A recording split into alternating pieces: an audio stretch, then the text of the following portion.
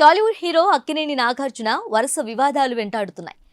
Convention hall కూల్చివేత నుంచి నాగార్జునకు tension పట్టుకుందని చెప్పాలి. తాజాగా మంత్రి కొండా సురేఖ ఆయన ఫ్యామిలీపై కామెంట్ చేసిన సంగతి తెలిసిందే. ఆ విషయంలో నాగార్జున సీరియస్ అయ్యారు. కొండా సురేఖపై కోర్టుకు వెళ్లారు. ఆమెపై పరువు నష్టం దావా వేశారు. సినీ ఇండస్ట్రీలోని సెలబ్రిటీలు సైతం నాగార్జున ఫ్యామిలీకి అండగా నిలిచారు.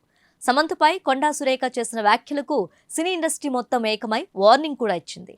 ఇదిలా ఉంటే ఇప్పుడు తాజాగా నాగార్జున పైనే ఓ కేసు నమోదైంది. హైటెక్ సిటీ ప్రాంతంలోని తమ్మిడికుంటను కబ్జా చేసి కన్వెన్షన్ నిర్మించారని, కబ్జాలకు పాల్పడి లాభాలు పొందారని నాగార్జునపై కేసు నమోదైంది. వెంటనే నాగార్జునపై క్రిమినల్ చర్యలు నమోదు చేయాలంటూ జనం కోసం స్వచ్ఛంద సంస్థ అధ్యక్షుడు కసిరెడ్డి భాస్కర్ రెడ్డి పోలీసులకు ఫిర్యాదు చేశారు. చెరువును నాగార్జున కబ్జా చేసినట్లు ఇరిగేషన్ అధికారులు ఇచ్చిన ఆధారాలతో ఆయన మాదాపూర్ పోలీసులకు లిఖితపూర్వకంగా ఫిర్యాదు చేశారు. శిల్పారామం ఎదురుగా ఉన్న అయ్యప్ప సొసైటీ ప్రాంతంలో తమ్మిడికుంట ఎఫ్టీఎల్ బఫర్ జోన్ స్థానంలో 3 ఎకరాల 30 గుంటల భూమిని నాగార్జున కబ్జా చేశారని ఫిర్యాదులో నమోదు చేశారు.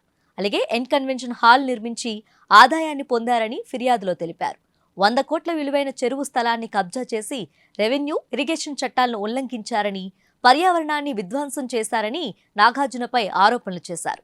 ప్రభుత్వ రూల్స్ పాటించకుండా చెరువును కబ్జా చేసి అక్రమంగా వ్యాపారం చేస్తూ కోట్ల రూపాయలు పొందిన నాగార్జునపై చట్ట ప్రకారం చర్యలు తీసుకోవాలని పోలీసుల వద్ద భాస్కర్ రెడ్డి డిమాండ్ చేశారు. నాగార్జునపై కేసు నమోదు కావడంతో ఆయన ఫ్యాన్స్ కోపంతో ఉన్నారు. నాగార్జునపై కావాలని కుట్ర చేస్తున్నారని, ఆయన కుటుంబాన్ని టార్గెట్ చేసుకొని ఇబ్బంది పెడుతున్నారని, అలా చేస్తుంటే ఊరుకునేది లేదని ఆయన అభిమానులు వార్నింగ్ ఇస్తున్నారు. మరికొందరైతే కొండా సురేఖపై 100 కోట్ల పరువు నష్టం దావా వేయడం వల్లే నాగార్జునను కేసులో ఇరికించినట్లు చెబుతున్నారు.